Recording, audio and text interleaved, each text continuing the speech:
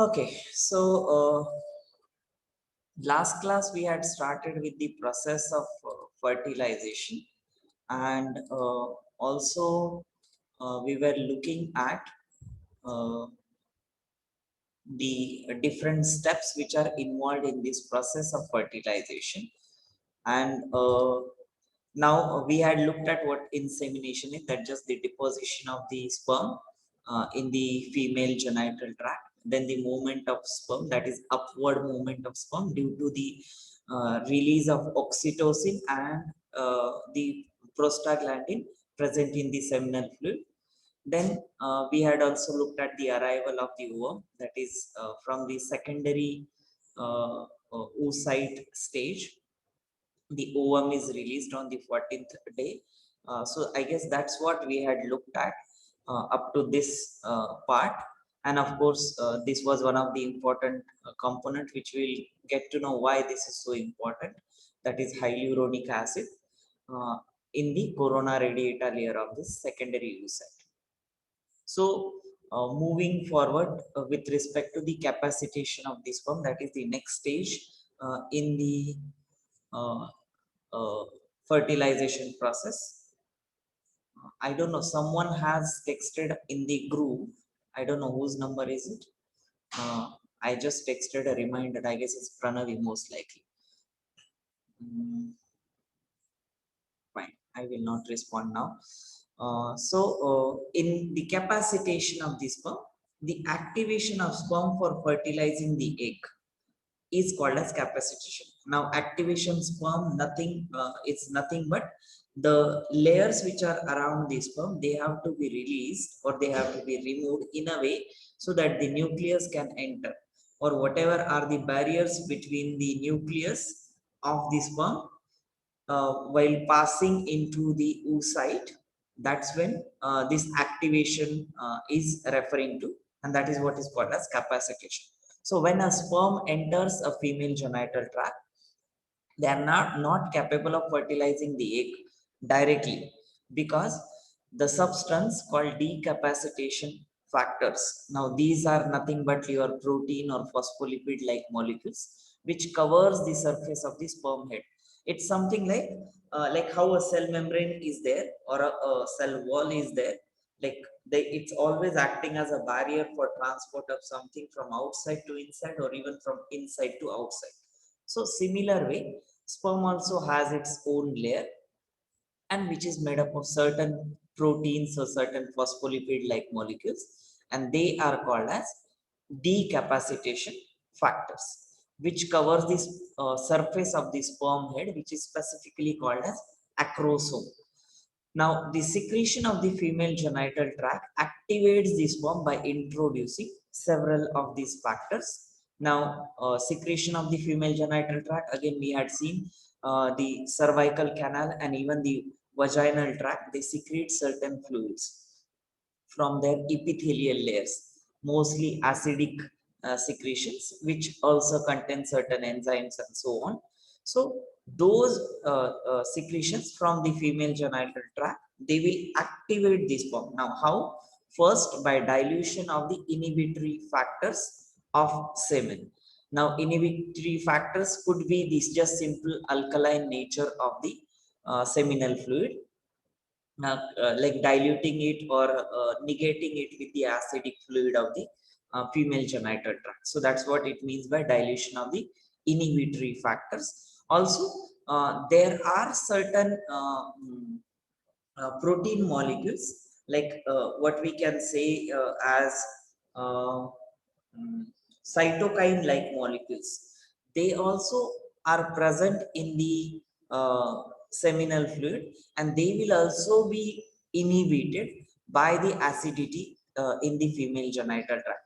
And obviously this you can imagine, if there are a lot of immune or inflammatory uh, reaction based molecules in that particular track, instead of sperm passing upward, they might get degraded there, like considering the foreign cell by the female tract, for female genital tract epithelium, and they might get like broken down.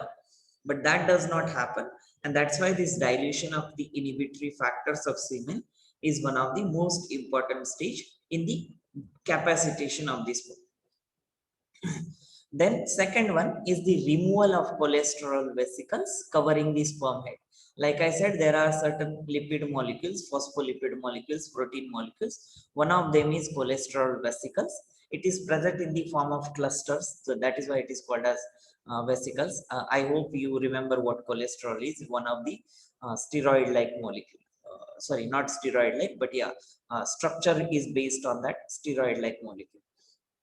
So those vesicles, they are covering the sperm in the outermost layer, especially in the sperm head and the acrosome part of the sperm, and they will be removed. Again, these are just simple chemical reactions which will break open the membrane or will break certain bonds. So obviously it will open into pieces, and then these inner parts of the sperm head or acrosome will be left open, or they can easily cross that sperm membrane. Increase in permeability of the acrosome, covering for calcium ions and facilitating the entry of calcium ions into the sperm. Now, this is specifically required for the those processes of action potential. Again, we need not go in detail here, but the polarization, depolarization of these cells, they cause certain sequence of events into the sperm, which will break open the membrane of the sperm, and it will allow the acrosome to be open so that it can release the hyaluronic acid that we'll see in the next stage.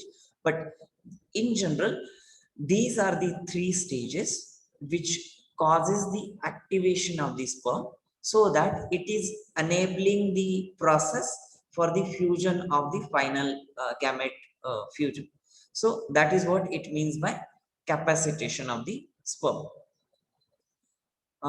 Then, okay, is there any doubt here? Anyone? Capacitation of this sperm? Sir, Yes. could you repeat the first point again? Which one? The first point? Yes, the dilution of inhibitory factors of semen. So, what are exactly inhibitory factors? Inhibitory factors, like I said, this can be your cytokines present in the seminal fluid. This can be your some of the prostaglandins which elicit the inflammatory response. Now imagine if you have these inflammatory substances and you put it in your on your epithelium, let's say gastric epithelium or oral epithelium or any epithelium for that matter. What they will do is they will trigger the inflammatory response. And inflammation is nothing but like you have seen on the external skin that becomes red, or that becomes like a cyst or a blister and stuff like that. So that is inflammatory process. Now imagine the same thing happening inside. Because of the presence of those inhibitory factors or inflammatory factors, the internal genital epithelium of the female genital tract will show these inflammatory responses. So in turn, these sperms will get killed in this process. Killed in the sense, they might get degraded or apoptosized during this process. So to avoid that, these inhibitory factors, they must must get inhibited from the female genital tract secretions. So that is what is dilution of inhibitory factors. And like I said, there are not only few of the ones that I have mentioned, there are quite many of it which needs to be like inhibited, in the sense that they will keep the sperms intact and they will allow the normal process of upward movement of the sperm throughout the tract. Also, but then it should be removal of inhibitory factors of female genital tract, right? But why is it written inhibitory factors of sperm? Because they are present. It's not, see, we cannot remove certain internal actions or like the processes which has been happening in a particular individual. What you are depositing in female genital tract is semen, right? It's for, again, for example, in terms of analogy, if we think a particular bacteria or virus is causing some immune response in our body, What you are asking to remove is the immune response and not the bacteria or virus. What you would prefer is to remove the bacteria or virus, right? Which is now again in this case, along with the sperms, there will be certain inhibitory factors which are required for the function or stabilization of the sperm in the process until the insemination happens. But after the insemination has happened, then these factors are no more required because the female genital tract or reproductive structures will take care of them from there onwards. And also sperm is capable of doing it after this fusion has happened. So that way. Is that okay? Understood? The inhibitory factors are removed from the female genital tract. Removed doesn't mean literally removed. Removed means they are diluted to the extent that they don't show any effect, or there are certain antagonist. Antagonist means they act against the action. So let's say a particular uh, let's say a cytokine is there which elicits the inflammatory substances, inflammatory responses, then the female genital tract will secrete anti-inflammatory substances. That way the actions are getting negated totally or balanced totally. So the action of inflammation does not happen. So that is just one example. So that is what is the meaning of the dilution of the inhibitory factors. And so, why does the sperm need calcium ions inside? This has to do something with the in the final stage before the nucleus goes out of the sperm body, uh, like for the fusion in the oocyte nucleus, during that stage certain enzymes needs to get secreted. Now to this molecular pathway is based on sodium, potassium and the calcium ion gate channels, because these are, like I had said, these are membrane based receptors. They trigger certain sequence of event in terms of phosphorylation or dephosphorylation of proteins, which will in turn open up the membranes and will allow the easy passage of the nucleus of the sperm into the oocyte for the fusion with the oocyte nucleus. So this is one of the step that is required. And again, these are mainly protein reactions, you can say, that allow the permeability of certain ions and that block the permeability of certain others. So that way it is required. Is this part clear? Yes, sir. Okay. So again, the problem here is like we mention, like the syllabus mentions of the certain terminologies or certain concept, but not to the fullest extent. Like if you want to go into details of this mechanism, no, I will share one article with you which is related to this. You can probably write one almost full research article just on this one process, and that can be like 10 to 15 pages long, and what we are doing here is just one line of it. So how does that sequence of event occurs? That is very, very interesting process, but that falls into the molecular mechanisms of these processes. Also, with respect to the capacitation of sperm, I have included this research article. I don't know if I can show you here. The title said something. Yeah, it's the male decapacitation factor in, and the protein name was SPINK3. How does it block the membrane hyperpolarization?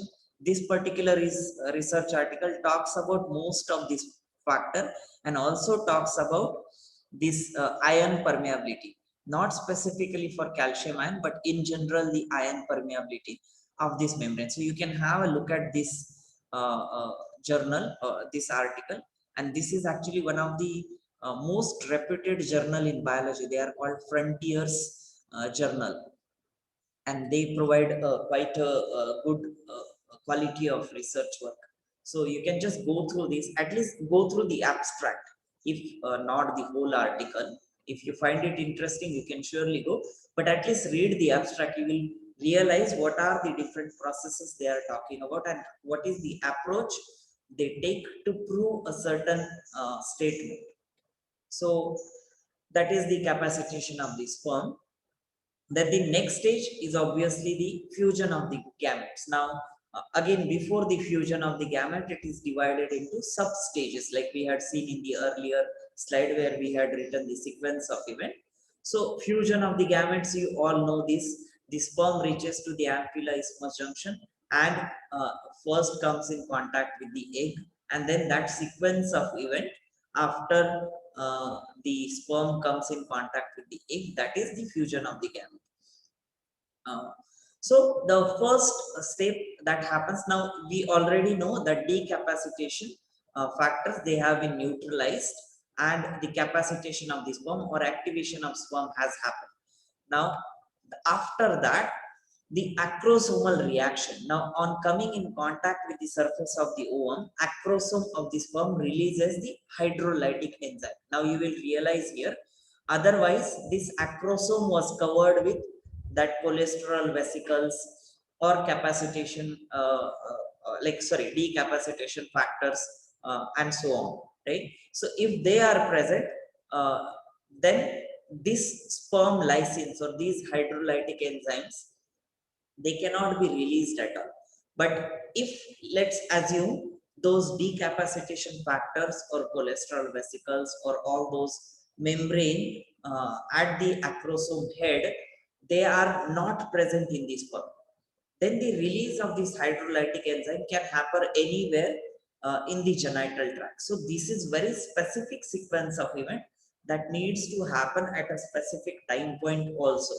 When the sperm is about to come in contact with the egg, by the time it reaches, it would have already done the activation of the sperm. That is the removal of those top layers of the sperm head specifically. So is, is it like because of the collision? Not collision. What collision are you referring to?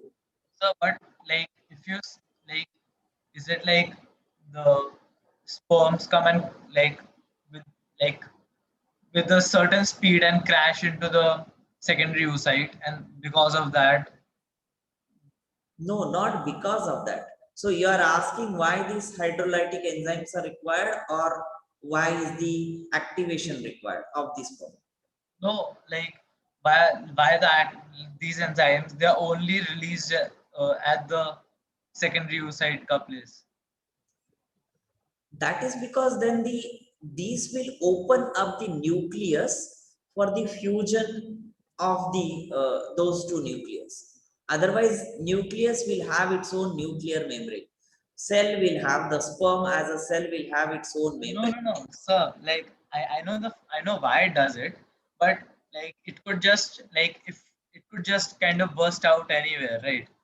Exactly. Not to let, imagine if it is bursting out anywhere, the oocyte has to find the sperm, or the sperm has to find oocyte for the fusion. This would have been a very complicated process otherwise, then, right? Because still in terms of space, they, even if there are few cells apart, that will still take them ages, and by the time the nucleus is about to fuse, the tail of the sperm will be gone, and then the sperm cannot move like how it was moving upwardly, right? So the Yeah. act, so when the sperm comes in contact with the secondary oocyte, does the uh, like acrosome does it burst because of the collision or does it burst because of a chemical reaction? It's the chemical reaction. That is what is this decapacitation, no? The outermost layer is gone, right? Now outermost layer is gone, and then the sperm immediately comes in contact with the oocyte. That's where these hydrolytic enzymes are released. so that these enzymes, they act onto the oocyte wall. Now the sperm's layers are removed in the capacitation. Now the oocyte layer has to be removed in this acrosomal reaction. These are two separate processes. First, in this capacitation, we remove the layers. Again, layers doesn't mean there are several of them. Whatever these cholesterol vesicles or inhibitory factors in the seminal fluid, or also increasing the permeability so that the membrane is little like not broken but permeable. Let me put it that way. So that has happened here. Now, after this has happened, sperm is activated. So, like even after the sperm is activated, it will still have to travel through the fallopian tube, right? Not really. That is what I said. Along the path, these reactions happen. Yeah, but so it won't be exact, right? I mean, like the ovum and the egg cells are just two very small cells, and the area comparatively to them is so large that it's almost impossible that they'll finish exactly at the moment it'll reach, right? That is what is the beauty of the human system. So what you are assuming is along the track does not mean from the cervical canal itself, these all processes will start happening. Now, let's say the cervical epithelium has certain type of cells which will deactivate certain types of inhibitory factors. The moment it moves towards fallopian tube, a certain patch of epithelium, let's say from the inner corner of the uterus and so on, that will deactivate certain type of factors. So each type of cell will do one process, and then it's like a production unit. You know, you take a bottle, you fill it in, then it moves, then it applies the sticker, then it puts the cap and so on. You know, one by one steps happen.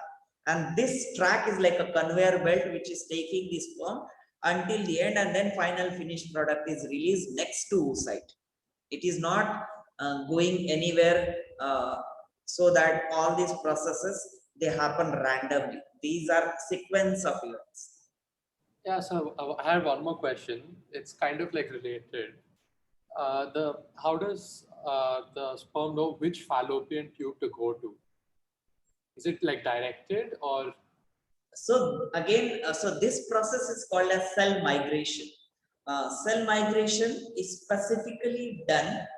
Uh, Now, I don't know if I have ever communicated about this, but cell has a polarity, right?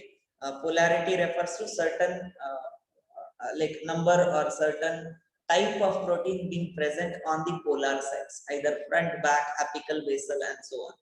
So when the sperm moves, on the front part, there will be certain proteins which are expressed on the cell membrane, on the outermost part.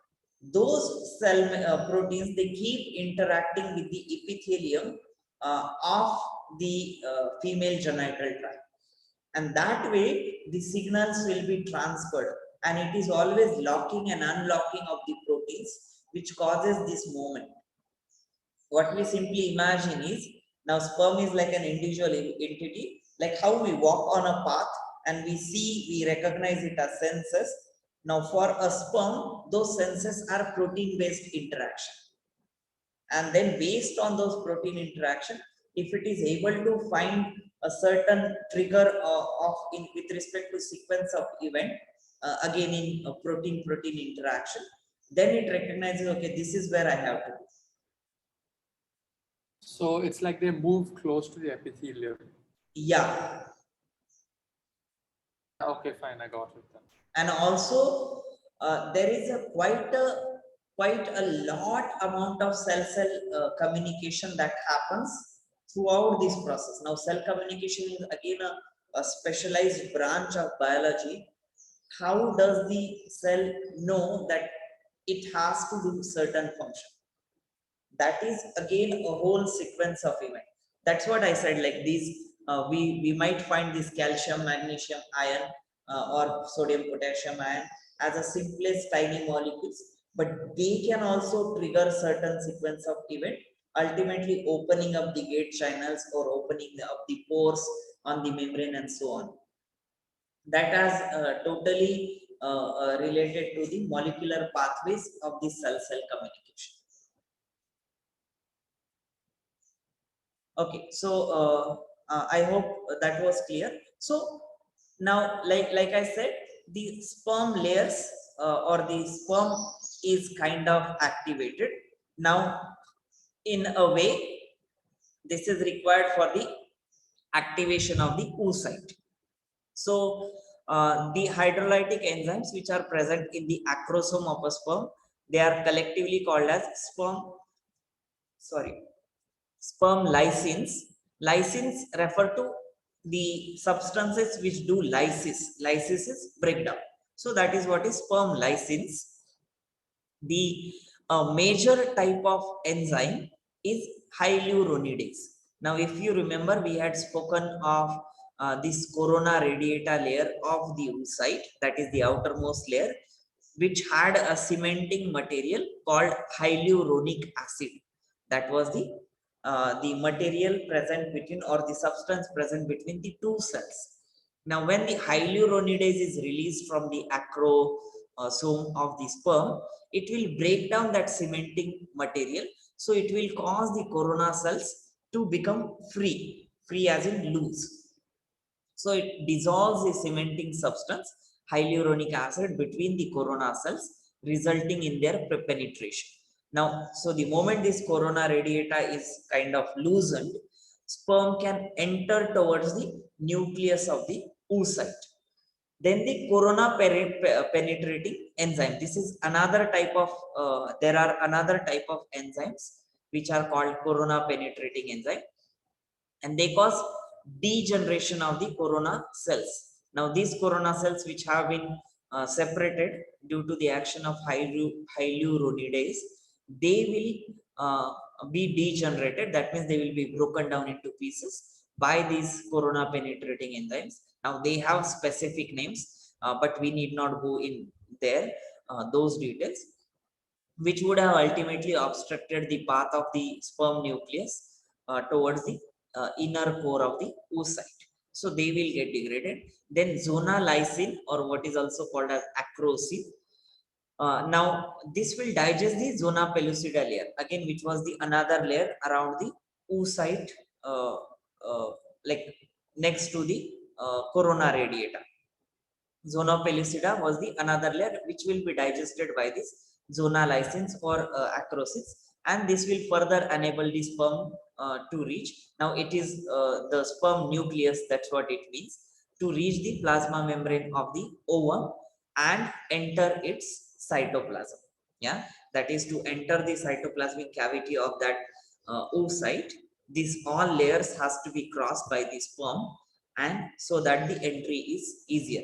So the capacitation was the activation of the sperm. Acrosomal reaction is, in a way, it's the activation of the oocyte. Activation again means releasing or opening up of the layers so that the sperm nucleus can enter the ooplasm.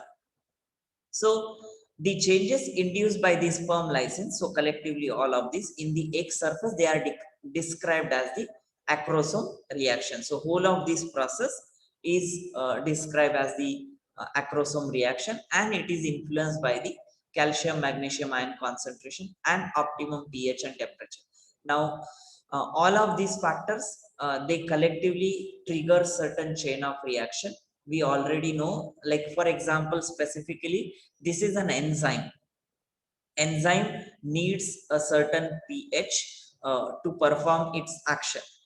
This, I don't know if you have studied at all, but this is a part of biochemistry, where every enzyme has its certain pH for the optimum reaction. So that is why optimum is a specific pH or specific temperature. That's what they will be called as optimum. And these might act as a catalyst for these enzymes, because ultimately enzymes are all proteins, and based on their reaction they will either break the bonds or form the bonds, whatever their actions are. In this case, this is specifically responsible for breaking the bond in the hyaluronic acid, so that the cells will get separated. So that is the acrosome reaction. Now further, the compatibility reaction between the sperm and the surface of the ovum occurs by the special proteins called fertilizing and anti-fertilizing, which are present on the surface of the ovum and the sperm respectively. So fertilizing is present on the ovum, anti-fertilizing is present on the sperm surface. Now anti does not means actually against, they are just compatible partners to each other. Now you can imagine, like let's say for like weirdest example of fantasy, a horse sperm being released into the human female genital tract, right? You would simply imagine the fusion should happen. That does not happen. The reason being, these specific proteins which recognizes the human sperm with the human ovum, and that is what is the function of this protein, and that is what is the compatibility reaction between the sperm and the ovum, and that's where this function of these two proteins comes into picture. Now again, how does they recognize each other? That is again a protein interaction based sequence of event. If that happens, then only the sperm nucleus will get released into the ooplasm. The receptor proteins, now apart from this there are several layers of checks, like the receptor proteins for sperm reception present on the zona pellucida, and they are called as ZP1, ZP2, that is zona pellucida 1, zona pellucida 2 and 3 respectively. So these receptor proteins, they will have certain ligand in the sense certain molecule which will be accepted by this zona pellucida layer of the ovum, and that is another layer of recognition that this is a human sperm. So that way, these processes, they are secured more and more. Otherwise, all the weird creatures would have been like uh, like would have come to the existence if this interbreeding of the animal species was happening. Like imagine a fusion of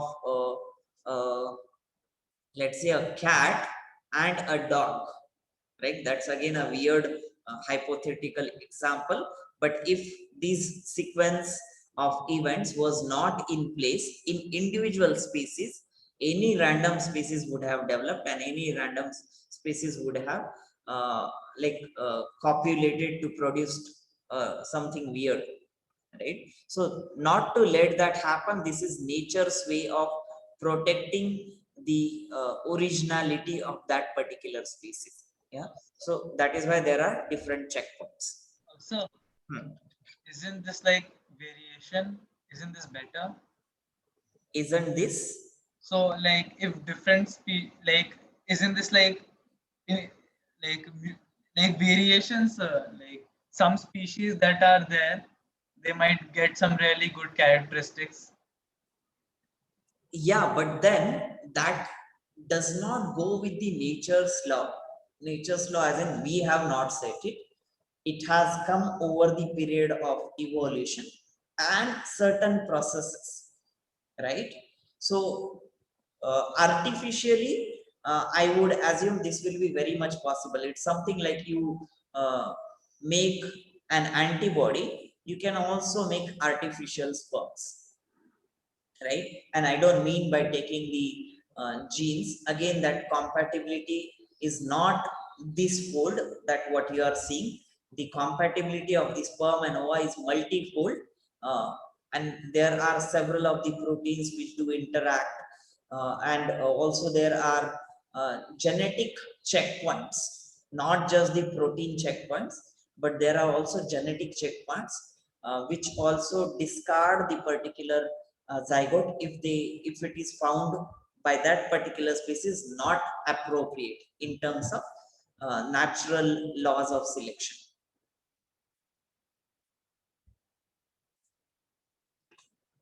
Okay, Sir, yeah. one more thing. Mhm. Even if these two proteins weren't there, the chromosome number might not be the same, right? So won't the egg anyways be discarded? So And if the chromosome number is same, then it's like probably same species or very similar, like donkey and horse. So even now, again, like you yourself said, if the chromosome number is different, the chance of fertilization is almost next to zero. Yeah.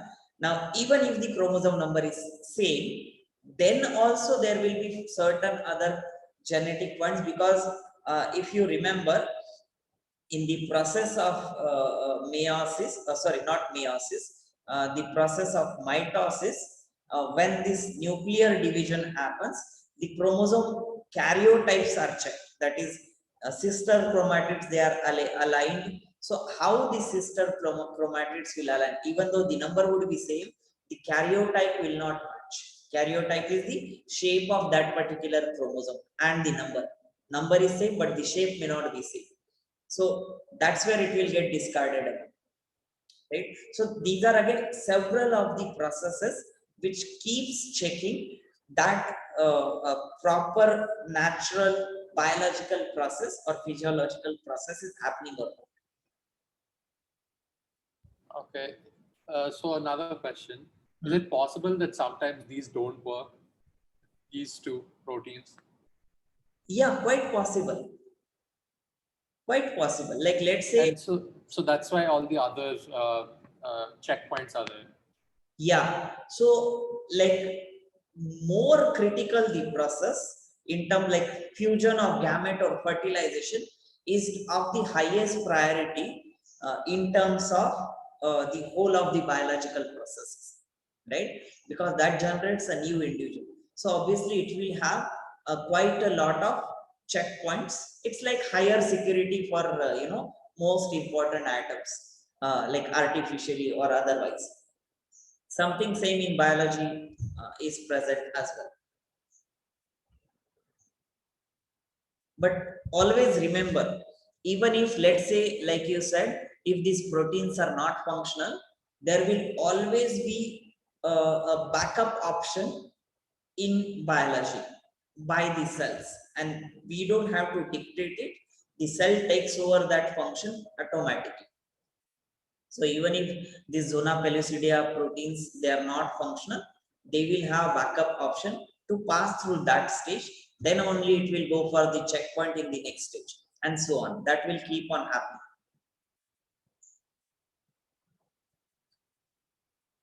Okay, so then I will move forward. So that was the acrosomal reaction and the several of the processes in it, so that the sperm is almost ready to enter. Right now, the next step in this fusion of gamete after acrosomal reaction is the sperm entry. So now, as the sperm comes in contact with the zona pellucida layer of the ovum, it induces changes in the egg membrane. Now again, this has something to do with these two proteins, and not only these two, but there are several other protein interaction that happens at the membrane, and which will cause sequence of event which will change the egg membrane, that is the plasma membrane of the egg or oocyte, and also consequently in the cytoplasm of that oocyte or the egg. It blocks the entry of additional sperm. Now, this is again one of the most important step in the fertilization.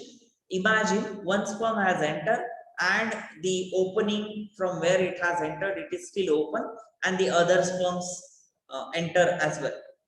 Then it will have been too many male gametes and one female gamete. That again leads to conditions of polyploidy.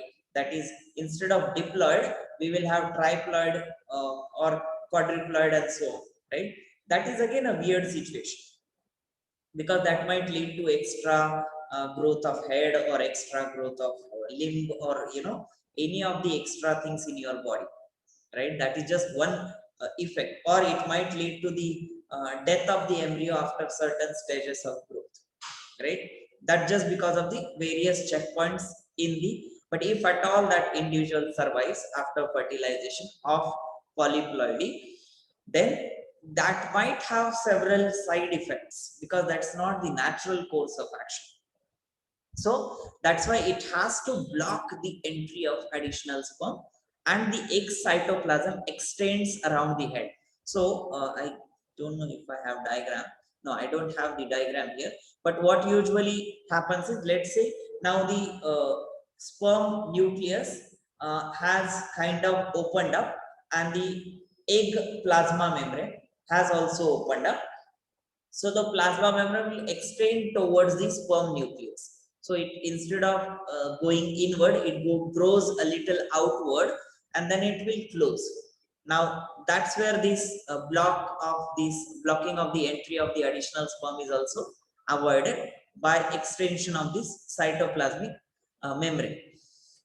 And forms of fertilization core. Fertilization core is nothing but the space within that cytoplasm of the oocyte or the ovum, where the actual fusion of the nucleus will happen, and it will finally engulf the sperm. Engulf the sperm doesn't mean it will completely engulf the sperm. Only the head and the middle piece of the sperm enters the oocyte. The tail is left outside the that zona pellucida and all those layers. So that is the way sperm entry happens. Now the next step after the sperm entry is the cortical reaction. If you have any question, please do stop, but I will keep moving forward otherwise. So in cortical reaction, the fusion of plasma membrane of the sperm and of the egg is followed by changes in the egg cortex. Now egg cortex is nothing but the cytoplasm and the few of the cells which are present around it. So that will trigger certain sequence of event. But what is most important is the fusion of the plasma membrane of the sperm and egg. That is what is the main initiator of this cortical reaction.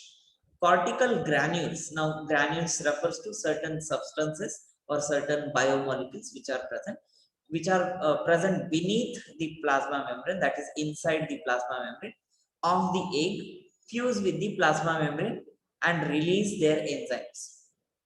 That means both the plasma membranes of the egg and of the sperm, they have to fuse, and that will happen due to the presence of certain biomolecules present in these plasma membranes, which will kind of fuse and then will accumulate between the plasma membrane and zona pellucida. So I don't know why I don't have a diagram here. I'm sorry, it's I guess I missed on that part. But what will happen here is, now the fusion of the plasma membrane has happened, and certain proteins will be left inside, certain proteins will be left outside, and that will form a layer around this plasma membrane and the zona pellucida, which is the outer layer originally in the oocyte. So these proteins or the cortical granules or biomolecules, they are present in between the plasma membrane and the zona pellucida. Now these enzymes or proteins, they cause hardening of the zona pellucida. Now this is required. This is again like how the hyaluronidase breaks open the these hyaluronic acid cementing material.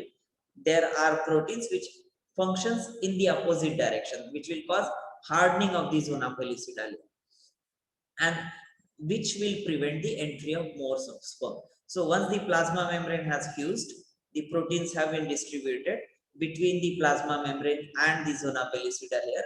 The proteins which are present in contact with the zona pellucida, they will cause zona pellucida to become harder, so that no more sperms can enter the ooplasm, that is the inner part of the ovum absent. Then the activation of the egg. In this, the entry of sperm evokes the chemical signal. Again, this chemical signal refers to the molecular pathway within the egg cytoplasm, and this will cause the formation of fertilization membrane. Fertilization membrane is nothing but something like a fusion of those nuclear membranes at the end. Plasma membrane has fused. So next is the fusion of those two specific like nuclear fusion. But before that, the egg has to complete its activation. Now, what it means by the activation of the egg? This means the activation of the egg nucleus. Yeah, this activation of egg is referring to the activation of the egg nucleus. So, formation of fertilization membrane around the egg, which will block the subsequent entry of the additional sperm inside the egg. Incapacitation of hundreds of sperm around the egg line trying to penetrate. So that will also block the entry of, and also the further incapacitation. That is their activation is also blocked. Again, that is a chain of reaction which will not allow further of the hyaluronidase or whatever was secreted here. See, other sperms will also have this. The moment they keep secreting more and more of these, there will be a chance for the egg plasma membrane to break open again. So to avoid that, the egg has to ensure that these processes they do not happen, and it will create a sturdier membrane so that it will completely block the entry of other sperms or other sperm nucleus inside. And then the dispersal of the follicle cell. Now these follicle cells, they were still present around the oocyte. Now go back to the stage of secondary oocyte formation. Secondary oocyte is present in the center. Around that there will be follicular cells which are differentiated into either zona pellucida or corona radiata and so on.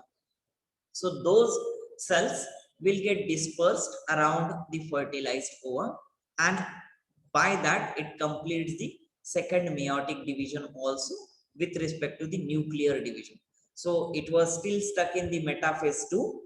As soon as the sperm has come in contact with the ovum, this metaphase 2 of the oocyte will complete the meiotic division, and then it is the ovum or that separated gamete in from the female is ready to fuse with the sperm nucleus or the sperm gamete.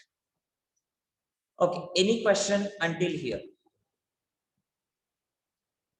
I hope you understood all these processes which are part of the fusion of gamete.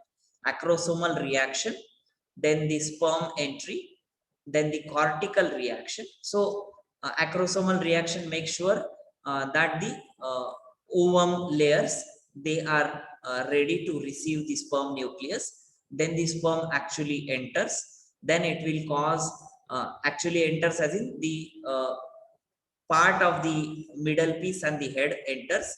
Then it triggers the cortical reaction, which will make sure that none of the sperm layer, none of the other sperms enter further.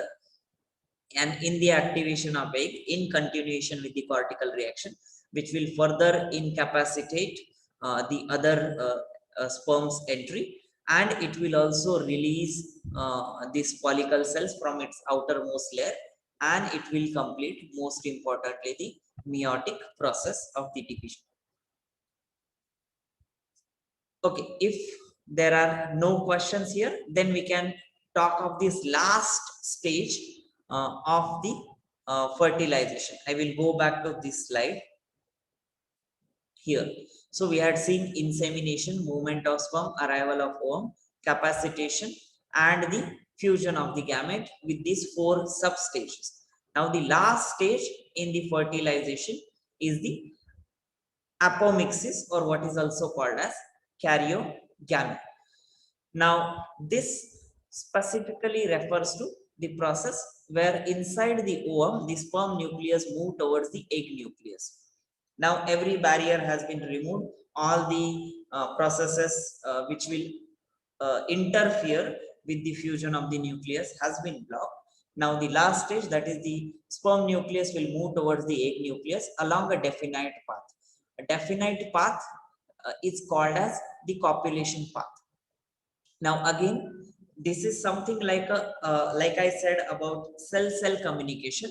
There is also molecular communication. Molecular communication as in a protein interacting with certain protein and allowing that entry or movement of the sperm nucleus towards the egg nucleus. And that particular path where this interaction happens, so it will dictate the sperm nucleus which direction of the cytoplasm it has to go. within the egg is called as copulation path. The process of intermixing or intermingling of this paternal and maternal chromosome is called as amphimixis or karyogamy. Amphi means both, mixis is mixing, or karyogamy is the nuclear gamete fusion. So karyo refers to nuclear, gamy refers to the gamete. So that process is called as amphimixis or karyogamy, where the actual merging of the sperm nucleus and the egg nucleus happens. Now the fertilized egg. Now this process is also called fertilization. In short, this fertilized egg is called as zygote. This we already know. And the zygote nucleus is called as synkaryon. Syn again refers to together. Karyon is nucleus. So together nucleus of the sperm and egg, that is synkaryon. That's what is zygote nucleus in short.